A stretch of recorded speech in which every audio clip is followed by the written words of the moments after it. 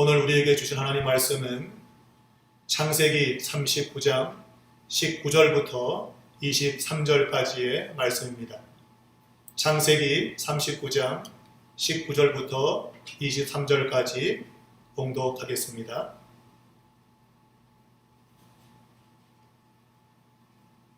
그의 주인이 자기 아내가 자기에게 이르기를 당신의 종이 내게 이같이 행하였다 하는 말을 듣고 심히 노한지라. 이에 요셉의 주인이 그를 잡아 옥에 가두니 그 옥은 왕의 죄수를 가두는 곳이었더라.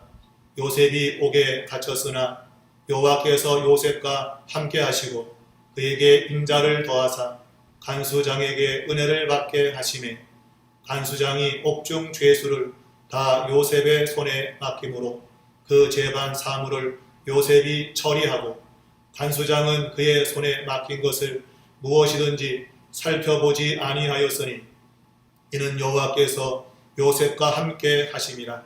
여호와께서 그를 범사에 형통하게 하셨더라. 아멘. 오늘 말씀의 제목은 그 옥은 왕의 죄수가 가두는 옥이었더라 라는 제목입니다. 할렐루야.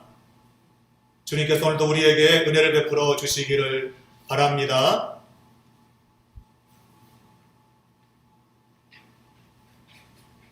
신앙생활에서 중요한 것은 하나님이 우리에게 무엇을 말씀하시는가 하는 것을 정확히 깨닫고 그 뜻을 따라서 살아가는 것입니다. 그런데 때로 우리는 중요한 것은 놓쳐버리고 주변에 있는 것들을 붙잡고 씨름할 때가 있어요. 아무리 많은 시간을 주변의 것들과 붙잡아 씨름해도 답은 나오지 않습니다. 해답은 주님이 우리에게 알려주시는 중요한 것을 붙잡고 살아갈 때 찾아오는 것입니다. 그러므로 성경을 볼 때마다 우리는 이 본문이 우리에게 무엇을 말해주고 있는가 하는 것을 정확히 알아야만 됩니다.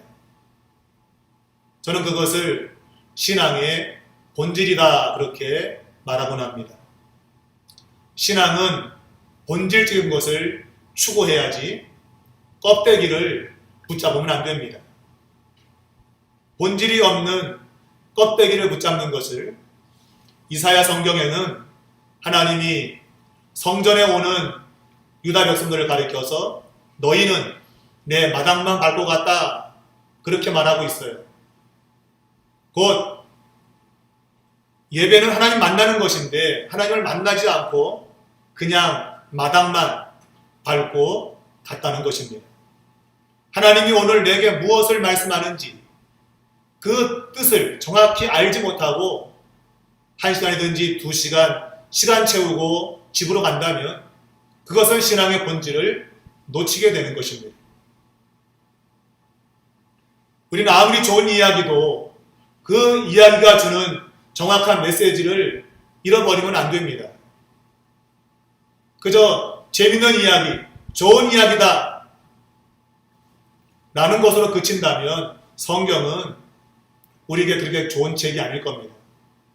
그런데 성경은 우리에게 삶의 진리를 가르쳐주고 있다고 하는 데 있어서 매우 중요한 책입니다. 그래서 어떠한 사건을 볼 때에 그 사건을 성경 기자가 어떻게 쓰고 있는가 하는 것을 살펴야 됩니다. 그래서 그 성경 기자가 우리에게 이 내용의 핵심은 이것입니다 라고 하는 것을 우리가 그걸 깨닫고 그것을 쫓아가야 되는 것이죠. 바로 그것이 하나님의 뜻이라고 볼 수 있습니다. 오늘 창세기 39장의 내용은 교회에 나온 사람이 한두 번 다 들어본 그러한 이야기입니다. 곧 요셉이 거대한 애굽이라는 나라의 총리가 되는 그러한 이야기입니다. 요셉은 자기 아버지 야곱의 총애를 받아서 형들이 그를 시기했고 결국은 그 시기가 요셉의 꿈을 통해서 폭발해서 형들이 요셉을 죽이려고 하다가 결국 애굽의 노예로 팔아 넘기게 됩니다. 요셉은 애굽의 노예로 팔려가서 자기가 섬기는 것 주인의 신임을 얻을 정도로 성실하게 일을 했고, 그래서 그는 그 집을 관리하는 관리자에까지 올라가게 되었습니다. 그런데 호사다마, 좋은 일이 있다가 안 좋은 일이 있다는 그러한 말처럼 요셉이 계속 승승장구하고 있었는데 갑자기 돌발적인 일이 발생을 했습니다. 그것은 자기 주인 보디발의 아내가 요셉을 유혹하여 동침하려고 했던 그 사건으로 인해서 결국 요셉은 감옥에 갇히는 아주 비참한 인생이 되고 만 것입니다. 우리는 이렇게 한때 성공했다가 실패의 자리로 떨어지는 이 사건, 물론 그 결말은 요셉이 애굽의 총리가 되는 것으로 끝이 나고 있지만, 그러나 감옥이라고 하는 이러한 어려운 고난의 자리에 떨어지게 되는 이 내용 속에서 우리는 중요한 몇 가지를 깨닫게 되는 것입니다. 저는 그것을 오늘 말씀의 제목으로 잡았는데, 요셉이 갇혔던 그 감옥이 일반 감옥이 아니고 왕의 죄수를 가두는 감옥이었다라고 하는 이 성경 기자의 강조점을 통해서 이 감옥이라고 하는 것이 하나님의 섭리 가운데 준비된 곳이었다 하는 것을 말하고 싶습니다. 요셉이 애굽의 노예로 팔려와서 보디발의 집에서 노예로 일하게 될 때 그는 성공하는 그런 모습을 보였습니다. 많은 사람들이 성공에 많은 기대를 가지고 있습니다. 어떻게 하면 내 인생을 성공할까? 지금도 많은 사람들은 성공하기 위해서 몸부림을 칩니다. 그러나 실제로 우리 인생에 중요한 것은 성공에 초점을 두기보다도 실패의 이야기에 초점을 두는 것이 더 지혜로운 것입니다. 누가 이렇게 성공했다라고 하는 것도 중요하지만 누가 이렇게 실패했다라고 하는 것을 알려주는 것, 그것을 잘 귀담아 들을 때에 더 큰 유익이 있는 것입니다. 성경은 우리에게 인간의 실패의 이야기를 다루고 있습니다. 인간의 실패의 이야기를 다루면서 그 배후에서 그 실패를 성공으로 만들어 가시는 하나님의 역사를 우리에게 보여주고 있는 것이죠. 그러므로 우리는 성경 안에서 성공보다도 우리 인간이 어떻게 실패의 자리에 떨어지고 있는가 하는 것들을 우리는 잘 살펴보아야 됩니다. 우리가 창세기 39장을 읽으면 요셉이 보디발의 집에서 성공했다고 하는 그 기사는 5구절로 매우 짧습니다. 만일 성공한 것이 대단한 일이었으면 그가 어떻게 성공했다고 하는 그 자세한 내용을 기록할 텐데, 그러나 성경은 요셉의 성공 기사를 아주 짧게 다루고 있습니다. 그냥 하나님이 함께해서 성공했다, 요겁니다. 그런데 그 반면에 요셉이 감옥에 떨어져서 실패한 인생처럼 보이는 그 이야기는 길게 기록을 하고 있습니다. 성공의 이야기는 짧게 하고 있고 실패로 보이는 이야기를 길게 하고 있다. 그 이유가 뭘까? 그 이유는 여러분 분명합니다. 한순간의 실수로 모든 것이 끝이 날 수 있기 때문입니다. 우리는 공든탑이 무너지랴 라는 말을 합니다. 공들여 쌓은 탑은 잘 무너지지 않는다는 말입니다. 그러나 그 공든탑도 한순간에 무너질 수 있는 것입니다. 오늘 요셉의 이야기를 보면 그는 정말 열심히 일했고 그래서 그의 주인으로부터 인정을 받아서 그 집을 관리하는 관리자 자리에까지 올라갔습니다. 누가 보더라도 이것은 성공입니다. 아주 공들여 성공적인 탑을 쌓은 것입니다. 그런데 그 성공적인 탑이 보디발의 아내라고 하는 그 돌발적인 여인의 잘못된 행동으로 인해 가지고 한순간에 무너지게 된 것입니다. 요셉이 그 자리까지 오기까지는 많은 노력과 눈물과 애씀이 있었겠지요. 그래서 그 자리에 올라왔다 싶었는데 그런데 거기서 무너지는 것은 아주 한순간이었습니다. 물론 그의 무너짐은 그의 잘못 때문이 아니었지요. 그러나 인생을 보면 많은 사람들이 자신의 잘못된 한순간의 실수가 완전히 그의 인생을 나락으로 떨어뜨리는 그런 일들을 우리는 보게 됩니다. 그래서 우리는 많은 것들을 쌓아 올리는 그것도 물론 중요하지만 그러나 그것을 무너지지 않게 만드는 그것이 훨씬 더 중요한 것입니다. 저는 그것을 신앙을 가지고 있는 사람들의 모습에서 더더욱 절실히 깨닫게 됩니다. 무슨 말인가 하면 제가 교회를 목회를 해보면 믿음의 지경까지 올라가는 데는 많은 시간이 걸립니다. 정말 내가 이제는 믿음으로 살았다 싶을 정도까지 가려면 수많은 시간이 걸려요. 그런데 믿음을 잃어버리는 것은 아주 한순간입니다. 내가 수십 년 쌓아왔던 그 믿음의 그 자리가 어느 한순간에 무너지고 마는 그런 것들을 저는 많이 보곤 했습니다. 지금 교회가 많은 어려움을 겪고 있는데 이로 인해서 가장 염려가 되는 것은 믿음이 흔들리는 것입니다. 예수를 간 믿은 사람은 말할 것도 없고 오랫동안 예수를 믿은 사람도 교회를 가지 못하고 혼자서 예배를 드리거나 그럴 경우에 신앙이 견고히 서기가 어렵습니다. 왜냐하면 교회는 혼자 하는 것이 아니기 때문입니다. 서로 약할 때 붙들어주고 서로 격려하고 위로하고 함께 나가는 것인데 혼자 있다 보니까 그러한 믿음의 경주가 약해지는 것입니다. 그리고 혼자 있다 보면 혼자 있는 것이 더 좋죠. 편하죠.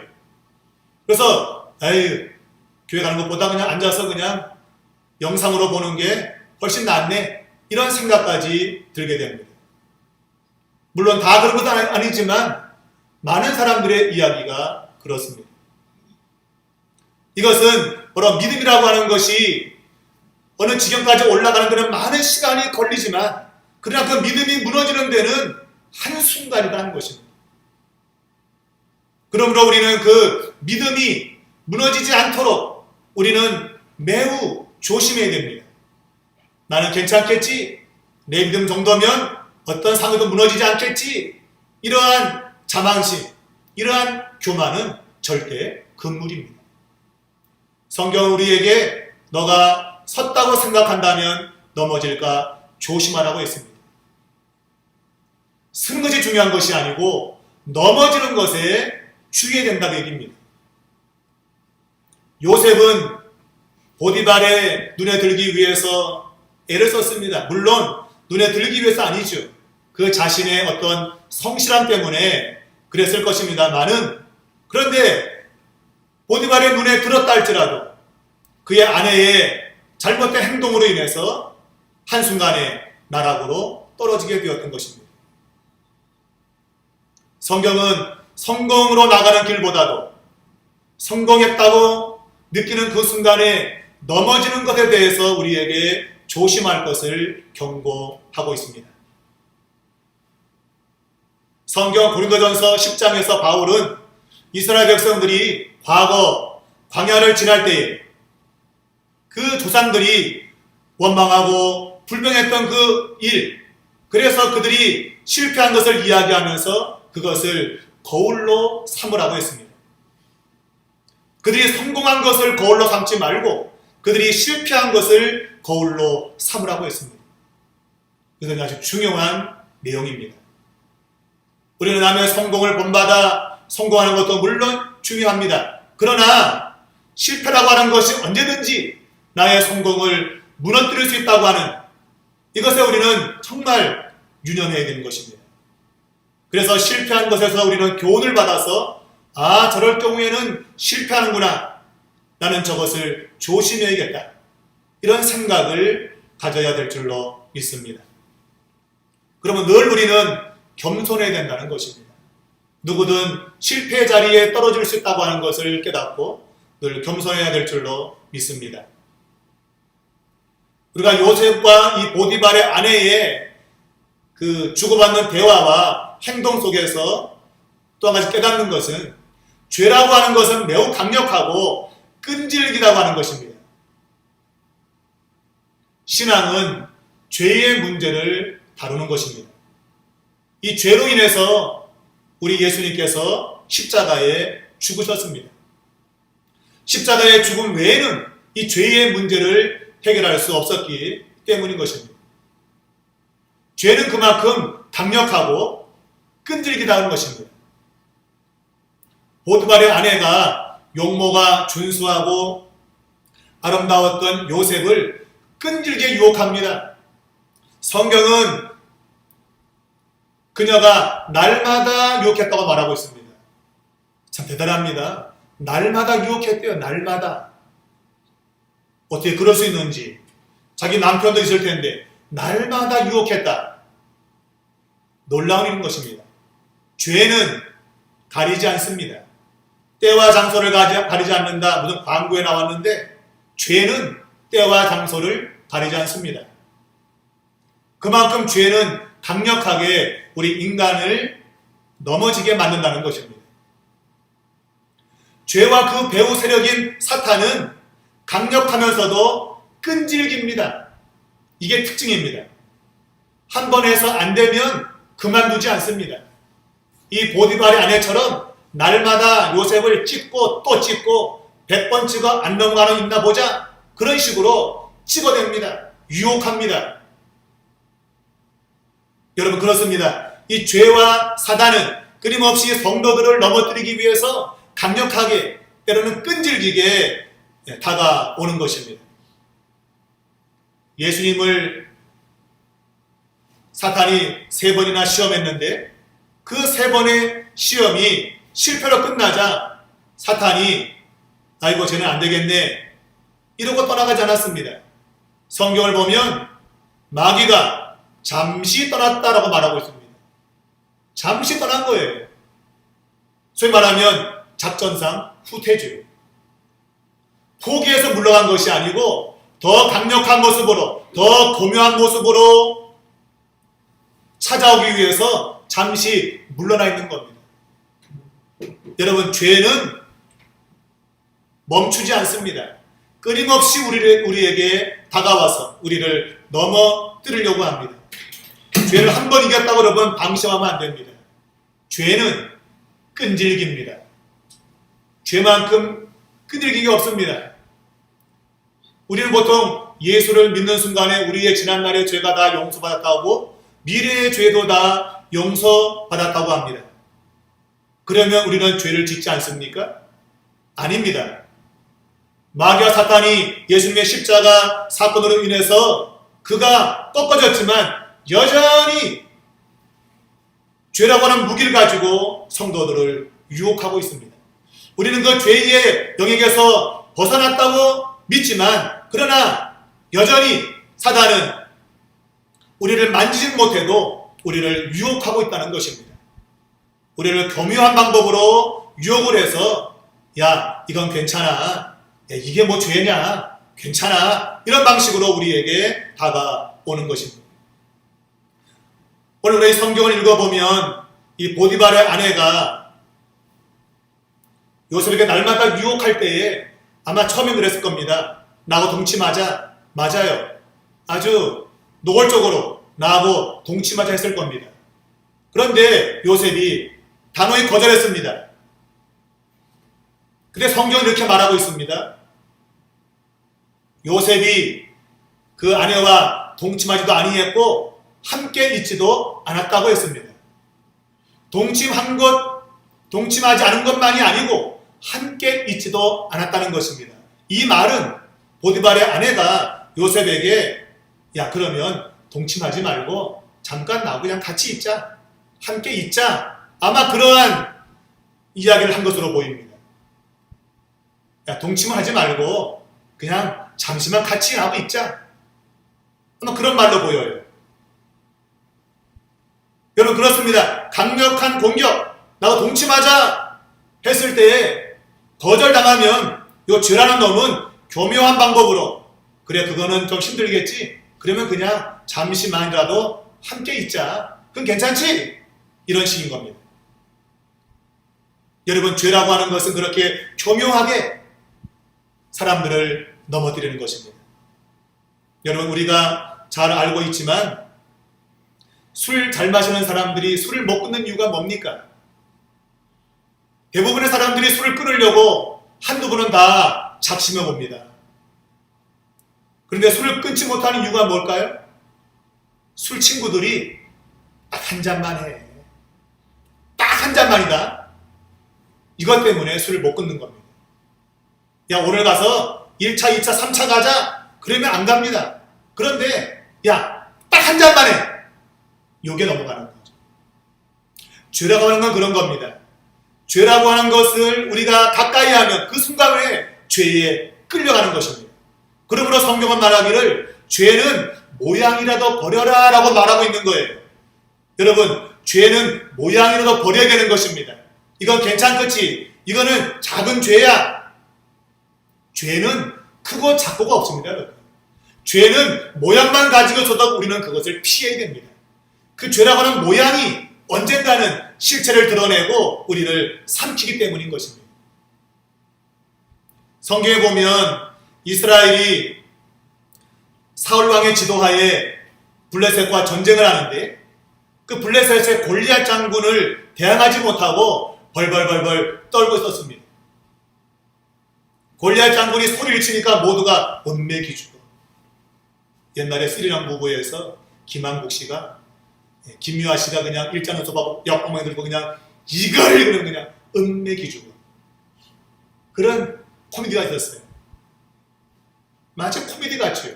골리앗 장군이 나와가지고 덤벼라! 그러니까 모두가 은매기주고 아무도 골리앗 장군을 대항하지 못합니다. 정말 그는 무시무시한 장군이었습니다. 어느 누구도 그를 대항할 수 없었어요. 그때 우리는 이 골리앗이 누구냐 하는 것을 먼저 알아야 됩니다. 이 골리앗은 여호수아 장군이 가나안 땅을 점령할 때에 모든 땅을 거의 다 점령을 하고 가나안 사람을 쫓아냈는데, 그리고 블레셋 지역에 있는 사람들을 다 점령을 했는데 가드라고 하는 지역을 남겨두었다고 성경은 말하고 있습니다. 다 점령했어요. 근데 가드라고 하는 조그만 동네가 남은 겁니다. 그래서 요것쯤이야 남겨둬도 뭐 별 탈이 뭐 있겠어? 그리고 너무 우리를 지금 지쳤어, 전쟁하느라고. 그냥 요거는 내버려 두자 라고 가드를 남겨두었습니다. 그런데 그 가드에서 이스라엘 전 군대가 대항하지 못할 무시무시한 골리앗 장군이 나왔다는 것입니다. 여러분, 점령할 때 점령했어야 됩니다. 조금만 더 힘을 냈으면 가드는 점령했을 겁니다. 그런데 남겨두었던 그 가드에서 이스라엘이 꼼짝 못하게 되는 무시무시한 골리앗이 등장한 겁니다. 사랑하는 여러분, 이것은 정말 중요한 교훈을 줍니다. 죄라고 하는 것은 어떤 것이라도, 작은 것이라도 버려야 됩니다. 그렇지 않으면 그 죄가 언젠가는 그 사람의 발목을 붙잡게 되는 것입니다. 그러므로 우리는 죄에 민감해야 됩니다. 성도는 죄에 민감해야 되고 죄에 대해서 철저해야 됩니다. 이 민감과 철저라고 하는 것, 민감을 따지자면 함께 있는 거죠. 함께 있는 것 자체도 위험하다. 이게 민감한 겁니다.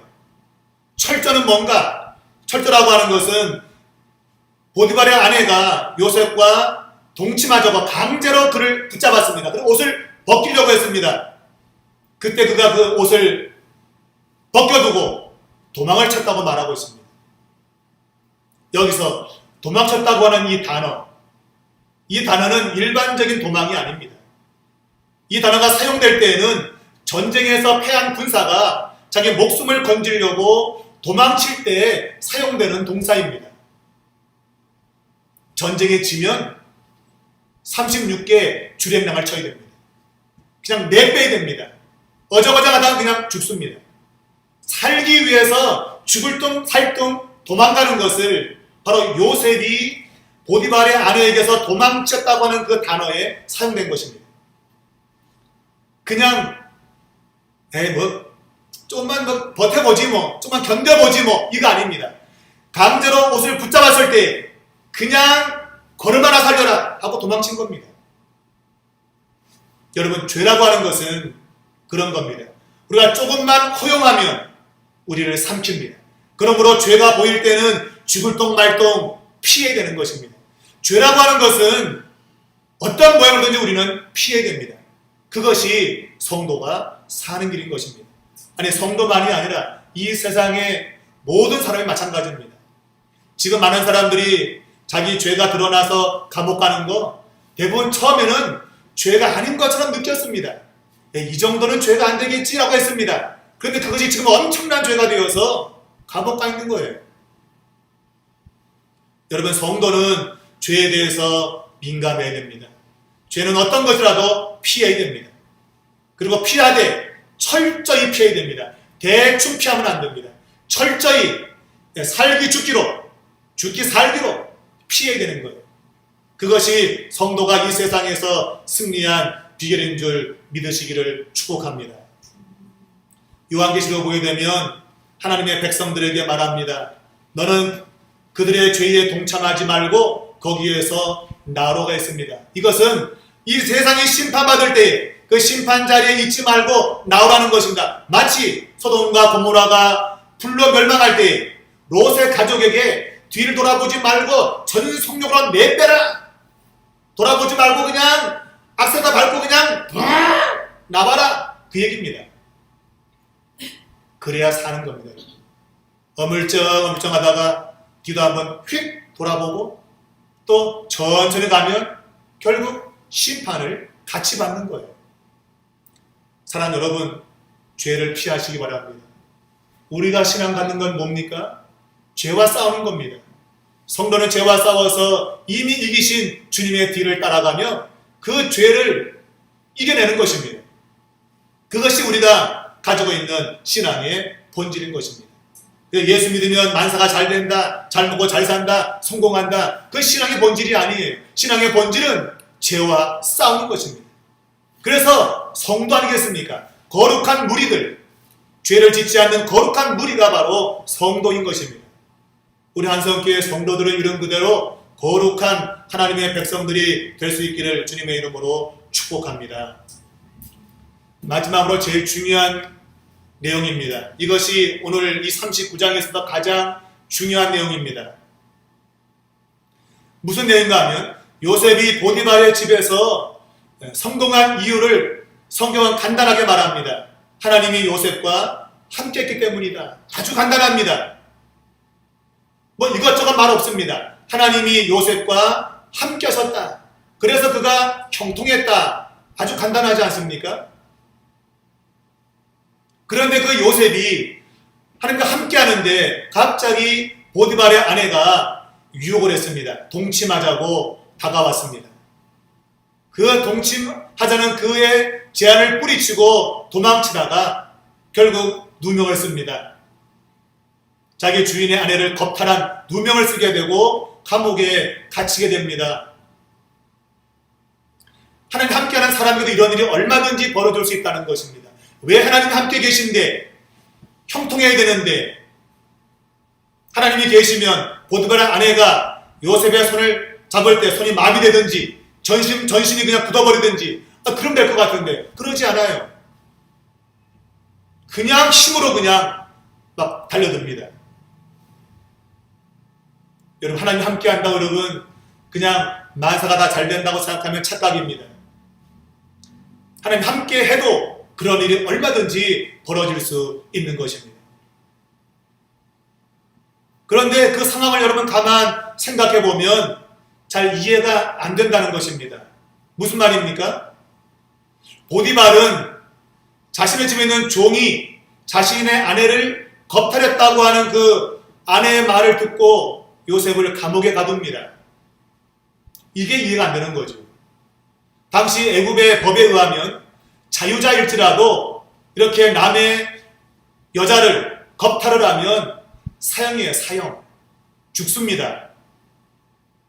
그런데 종의 신분을 가지고 있고 더군다나 이방 사람인데 요셉은 죽지 않아요. 이 보디발이 요셉을 죽이지 않습니다. 우리가 창세기 38장을 보면 유다가 자기 며느리 다말이 애를 가졌다는 그런 이야기를 듣고 분노하죠. 왜냐하면 자기 며느리가 지금 자기 아들과 관계에서 아니고 다른 사람과 애를 가졌다는 것입니다. 그런 이야기를 들었을 때에 유다의 반응은 뭡니까? 잡아내서 불살라 죽여라.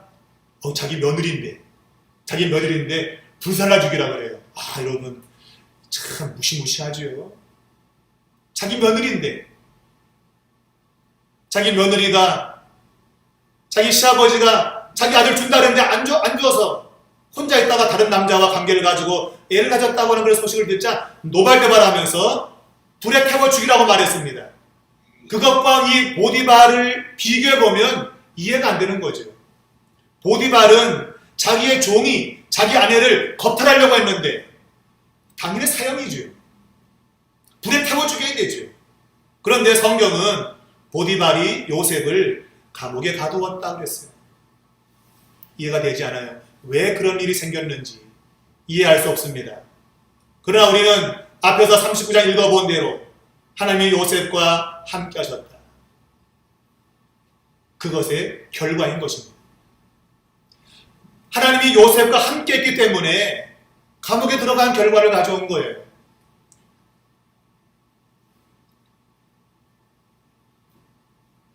요셉은 죽어야 마땅했습니다. 보디발은 요셉을 죽여야 정상적입니다. 그런데 보디발은 요셉을 죽이지 않았고 감옥에 쳐넣었습니다. 아마 추측해보면 요셉이 자기를 아마 변론을 잘했을 수 있어요. 사실은 내가 이렇쿵저렇쿵 해서 사실 이런 거다. 아마 변론을 잘했을 수 있을지 몰라요. 요즘도 변호사가 변호를 잘하면 죄 있는 사람도 죄가 없게 되는 세상 아닙니까? 아마 요셉이 자기 변론을 잘했을 수도 있습니다. 또는 보디발이 평소에 자기 아내의 행실을 미루어 짐작하면 그 아내의 말에 100% 동의하지 않았다고도 볼 수 있어요. 뭔가 좀 이상한데, 그래서 아마 이 요셉을 죽이지 않고 감옥에 넣었을 수 있습니다. 또는 보디발이 그동안 요셉이 자기에게 충성하게 했던 것을 참작하여 사형을 면해줄 수도 있었는지 모르겠어요.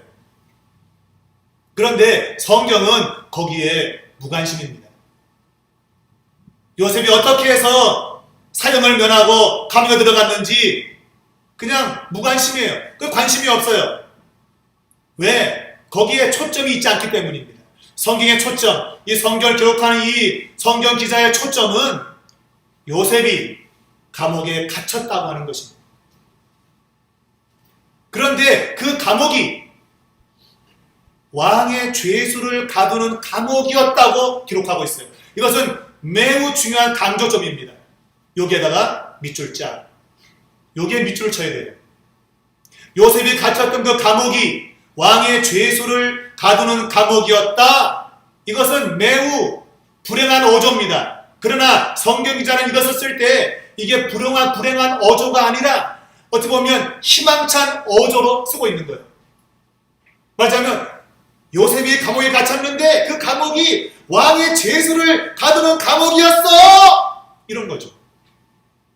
우리가 볼 때는 한순간에 그가 그 집안의 관리자에서 죄인 중에 죄인이 되어가지고 감옥에 떨어졌는데, 그런 아주 비참한 상황인데, 그런데 이 성경 기자는 마치 이것을 아주 기분 좋은 듯 그렇게 글을 쓰고 있는 거예요. 그가 갇힌 감옥은 왕의 죄수들을 가두는 감옥이었다. 여러분, 참 놀라운 것입니다. 창세기 기자는 요셉이 감옥에 갇힌 것이 하나의 중요한 사건으로 보고 있는 것입니다. 달리 말하면 이 감옥에 갇히는 사건이 없었다면 창세기에 이야기가 안 된다는 것이죠. 하나님이 아브라함을 불렀는데, 아브라함을 불러서 내가 너에게 복을 주고 내가 너로 큰 민족을 이루고 너로 말미암아 모든 민족이 복받게 하겠다. 이것이 창세기의 핵심이에요. 하나님이 하나님의 사람들을 부르신 이유입니다. 그런데 요셉이 감옥에 갇히지 않으면 아브라함의 그 약속이 이루어지지 않는다고 말하고 있는 거예요. 그래서 요셉이 갇혔던 그 감옥이 왕의 죄수를 가두는 감옥이었다라고 아주 환희에 찬 글을 쓰고 있는 것입니다.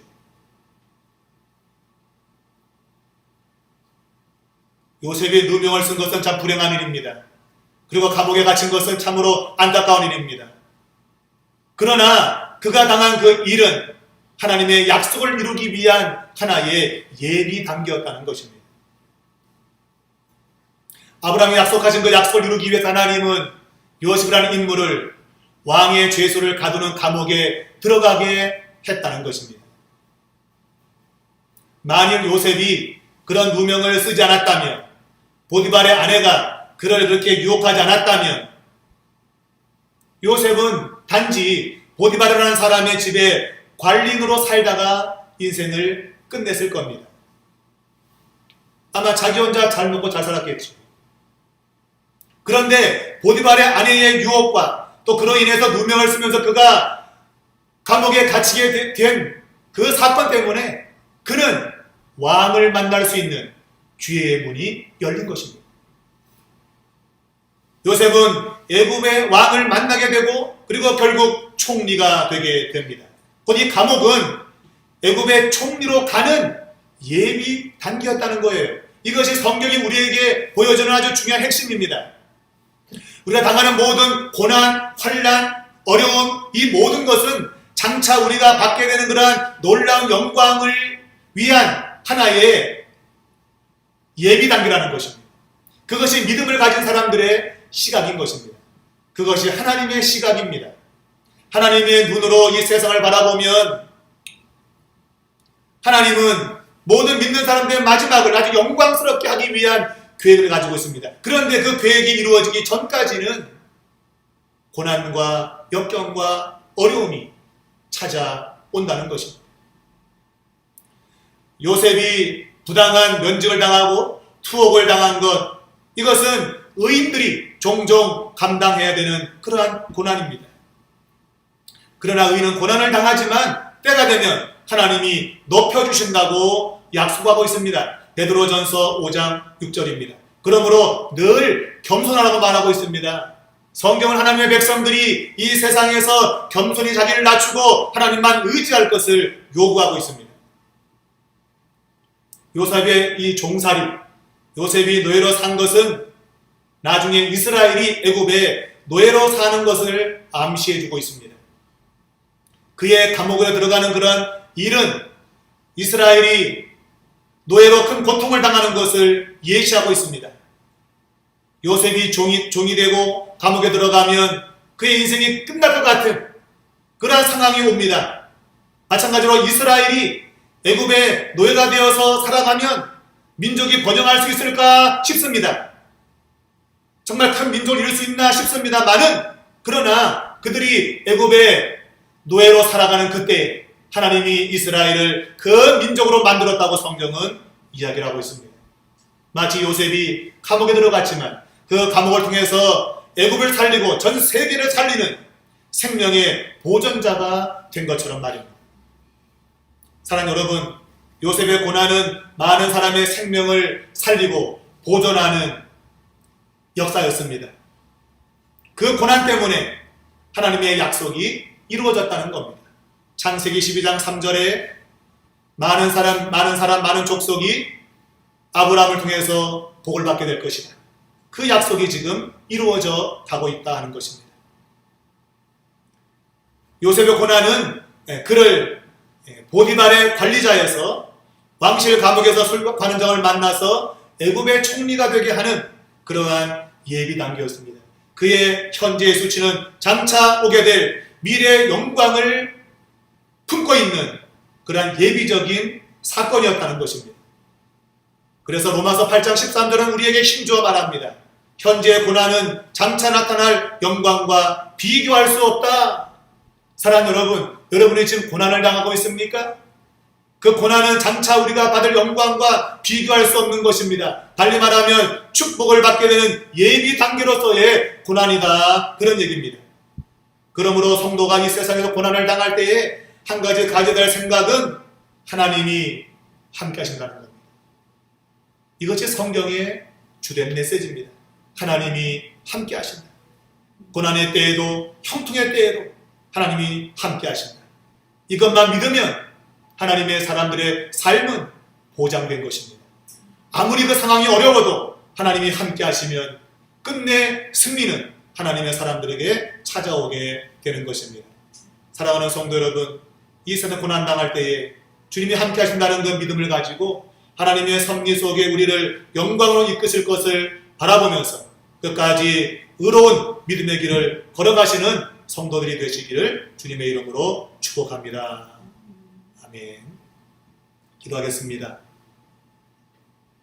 하나님 아버지, 감사하고 감사합니다. 요셉의 고난의 이야기는 결국 축복으로 들어가는 예비 단계임을 깨닫게 됩니다.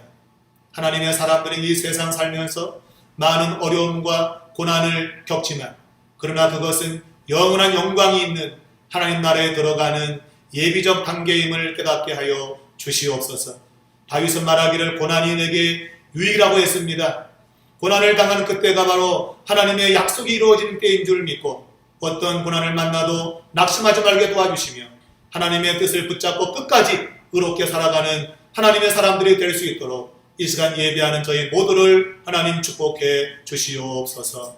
우리 구주 예수님의 이름으로 간절히 기도하옵나이다. 아멘.